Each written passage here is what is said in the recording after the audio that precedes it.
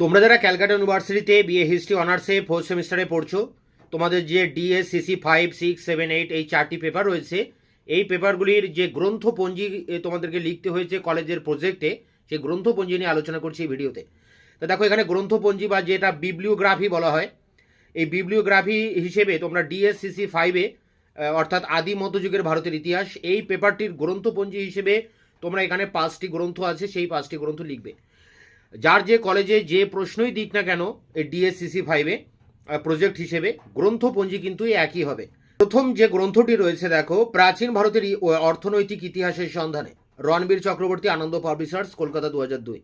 পরেরটি রয়েছে ভারতের সামন্ততন্ত্র, Indian feudalism, Ramsharan Sharma, KP Bagchi and co, Kolkata.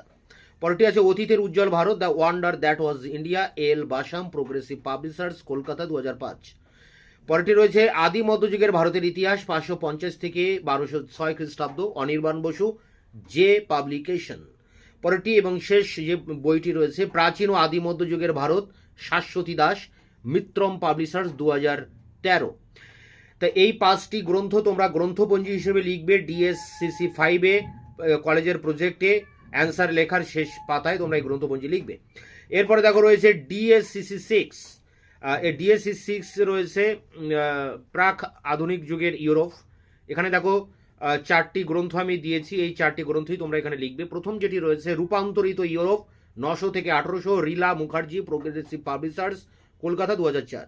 পরেরটি ইউরোপের যুগান্তর, নবভারতী প্রকাশনী, কলকাতা 2005। এটি লিখেছেন ভাস্কর চক্রবর্তী, সুভাষ রঞ্জন চক্রবর্তী, কিংসুক চট্টোপাধ্যায়। এই ভাস্কর চক্রবর্তী, সুভাষ রঞ্জন চক্রবর্তী, কিংসুক চট্টোপাধ্যায় এনারা আমার স্যার ছিলেন ক্যালকাটা ইউনিভার্সিটিতে। এনাদের লেখা গ্রন্থ ইউরোপে যুগান্তর।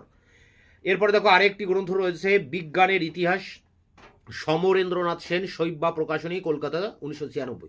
এখানে মূলত 3টি গ্রন্থ তোমরা লিখবে। এই দাগ নম্বর এখানে ভুল রয়েছে, 1, 2, 3 এই 3টি গ্রন্থ তোমরা ডিএসসিসি 6-এ লিখবে।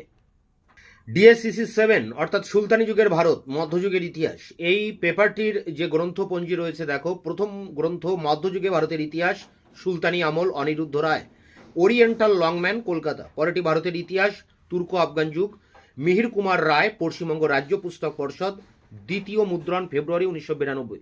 পরেরটি মধ্যকালীন ভারত, 1 থেকে 4 খণ্ড, মেডিভাল ইন্ডিয়া, ইরফান হাবিব লিখেছেন, KP Bagchi and co, Kolkata. তো এই 3টি গ্রন্থ লিখবে তোমরা ডিএসসিসি 7-এ।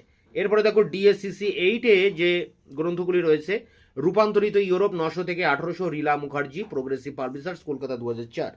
পরেরটি ইউরোপের যুগান্তর, ভাস্কর চক্রবর্তী, সুভাষ রঞ্জন চক্রবর্তী, কিংসুক চট্টোপাধ্যায়, নবভারতী প্রকাশনী, কলকাতা 2005। পরেরটি ইতিহাসে বিজ্ঞান, science is history, science in history, J D Bernal, Ananda publishers, Kolkata 1994। তা এখানে 4টি পেপার রয়েছে তোমাদের। সেই 4টি পেপারে যার কলেজে যেমনভাবেই প্রজেক্ট দিক না কেন তার বিবলিওগ্রাফি বা গ্রন্থপঞ্জি হবে এগুলোই। তোমরা এই 4টি পেপারের গ্রন্থপঞ্জিগুলোকে সংগ্রহ করে প্রজেক্টগুলো কমপ্লিট করো। দেখা হচ্ছে অন্য ভিডিওতে, ততক্ষণে চ্যানেলকে সাবস্ক্রাইব করে রাখবে, বন্ধুদের কাছে শেয়ার করবে। ভিডিওটি ভালো লাগলে অবশ্যই একটা লাইক দেবে।